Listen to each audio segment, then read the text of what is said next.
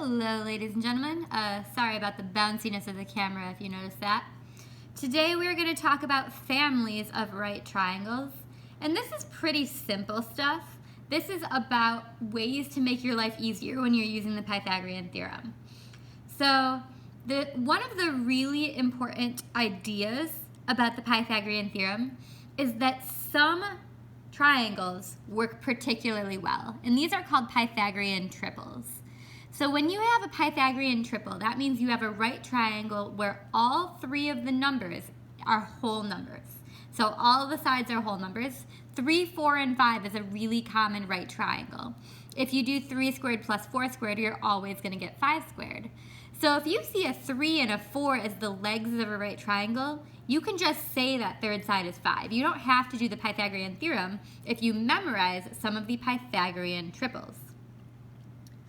Also, anytime that you have a Pythagorean triple, you can multiply the sides to get another Pythagorean triple. So 3, 4, and 5, if you multiply those sides by 2, you get 6, 8, and 10. So you know that every time you have a 6 and an 8, you know that third side will be 10, and you can just write it in there without actually doing the Pythagorean theorem. Same thing with 9, 12, 15, right? You take this numbers, you multiply it by 3, and you get the 9, 12, 15 right triangle. So multiples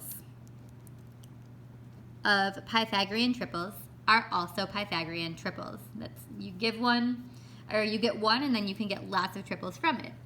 Some other common examples of Pythagorean triples are 5, 12, 13 triangles, 7, 24, 25 triangles, and 8, 15, 17 triangles. It might help you out to memorize these. It might make you feel a little bit more comfortable because you'll have these kinds of Pythagorean triples, the ones that are mentioned here, to use, and you don't have to use the Pythagorean theorem every time. So coming down here, we're going to look at the principle of reduced triangles. And more than being new math, this is just a strategy for you to help you to do a problem without having to use such big numbers. Sometimes it'll make the problem really simple because you'll have a Pythagorean triple, and other times it'll just make the numbers smaller so it'll be easier to work with. So if you have this triangle here that's 24 and 18 and x, one thing that we might look at is we might say, well, is there a number that we can divide 24 by that we can also divide 18 by? So is there a common factor of those? And in fact, it's 6. So if we divide both of those by 6, and we think about what the triangle would look like if we had them divided by 6, 24 divided by 6 is 4, and 18 divided by 6 is 3. And this is really just a scaled up 3, 4, 5 right triangle. So since we found that this is 3 and 4, then we know that this third side is 5. And to get back to our original triangle, since we divided by 6 to get here, we're going to multiply by 6 to get back up here. And 5 times 6 tells us that this side, is 30. So 18, 24, and 30 on that right triangle. So the principle of the reduced triangle just means reducing by dividing into something smaller and simpler. Over here we've got 10 and 24, and we could divide both of those by 2, right? And if we divided by 2, we would get a different triangle. Actually, we'd get the same triangle just scaled down, and it would be 24 divided by 2 is 12, 10 by 2 is 5, and this number. And we remember from up here that 5, 12, 13 is one of our Pythagorean triples. So this is going to be 13. And in order to get back up to this triangle, we'll need to multiply by 2. And so 13 times 2 is going to be 26. So that side length is going to be 26 for that triangle. Over here we've got 55 and 77 on our original triangle. So those can both be divided by 11. We'll see if that helps us out. So we can make this new triangle with the sides divided by 11. 55 divided by 11 is 5. 77 divided by 11 is 7. Unfortunately, there is no Pythagorean triple that uses 5 and 7. However, because the numbers are smaller now, it's easier to maybe do this in your head or do this without a calculator. And so we can use this as our Pythagorean theorem instead of doing 55 squared. We would say we need to know the leg, so we'll do x squared plus 5 squared equals 7 squared. That's going to be x squared plus 25 equals 49. And then we will subtract 25 from each side. And we've got x squared equals the 24. And then we want to take the square root of 24 here, and that's going to be x equals, the square root of 24 is going to be 4 times 6, so that's 2 root 6. So this triangle has a missing side of 2 root 6. But of course, to get back up here to our original triangle, we're going to have to multiply that by 11. And 2 root 6 times 11, remember that we multiply the coefficients and we leave the radical the same. So 2 root 6 times 11 is 22 root 6, right? That would have been hard to find if we had really big numbers and we had to simplify a big square root. But because we were able to reduce our triangle, we can just see it using that reduced triangle and then multiply it back up by our scale factor to get our answer. Right here you've got 18 root 3 and 6. So the same thing. 18 root 3 and 6 have a common factor of 3. We can divide both of them by 3. Make sure you're looking at the coefficient when you're looking for common factors. We're looking at 18 and 6 here. So we can divide by 3. And we get 18 divided by 3 is 6. So this is 6 root 3. 6 divided by 6 is 2. So while we don't have a common Pythagorean triple that's going to help us here, the reduced triangle is going to be easier to do the math on.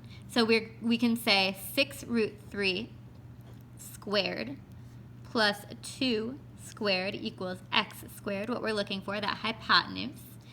Remember when we square 6 root 3, the 6 gets squared and becomes 36.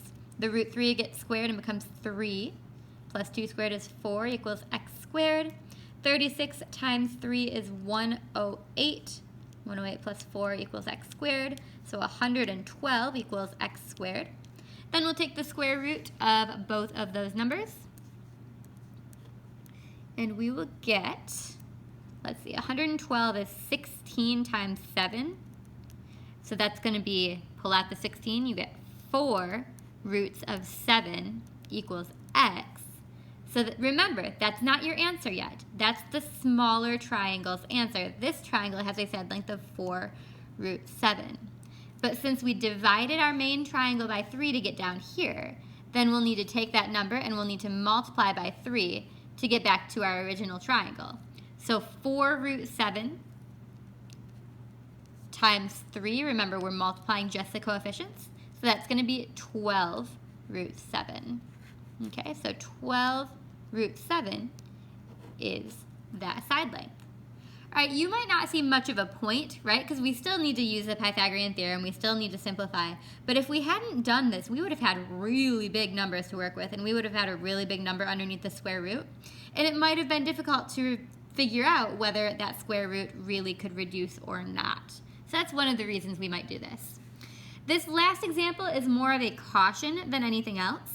We have a triangle and it's got 3 and 4, and your brain might right away say, oh, that's a 3, 4, 5 right triangle. However, it's not actually a 3, 4, 5 triangle because this 4 is the hypotenuse. So we can't say it's 3, 4, 5 because this side is shorter than 4. So we can only use the Pythagorean theorem here. We can only say x squared plus 3 squared equals 4 squared. There's no other way to do this one, and there's no shortcut with Pythagorean triples. So x squared plus 9 equals 16. Subtract 9 from both sides. X squared equals 7, which then obviously means that x is equal to the square root of 7. All right, so that's going to be your answer. So always watch out and make sure that when you're using Pythagorean triples and you have that missing side, that the legs are in the right spot and the hypotenuse is in the right spot for that Pythagorean triple to work. All right, one more example here on the back. We are going to use Pythagorean triples, and this just shows you how easy these problems get once we remember our Pythagorean triples, especially because a lot of the problems that you get in homework and on quizzes and tests will be using Pythagorean triples from now on because they don't want to be testing you on how well you do the Pythagorean theorem. They might want to be testing you on a different concept and just have a right triangle involved.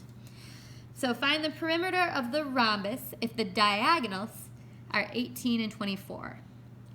Remember that if the diagonals are 18 and 24, that's the whole diagonal is 18 and the whole diagonal is 24.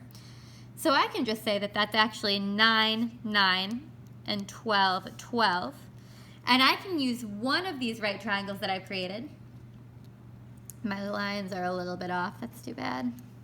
Use one of these right triangles that I've created, and I can say that that is a 9, 12, x right triangle. And some of you might already see this.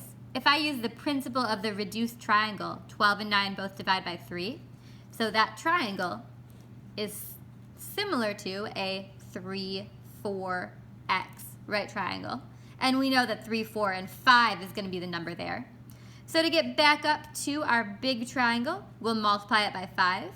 Multiply it by 3. That would make more sense since we divided by 3 at the beginning. So 5 times 3 is 15. We have a 9, 12, 15. And of course, we're finding the perimeter of the rhombus, so we'll do 15 times 4. And get that perimeter to be 60, right? So go ahead and work on your 9.6 worksheet. Make sure you're paying attention to which reduced triangles and starting to memorize those Pythagorean triples when you can use them. Have a great day.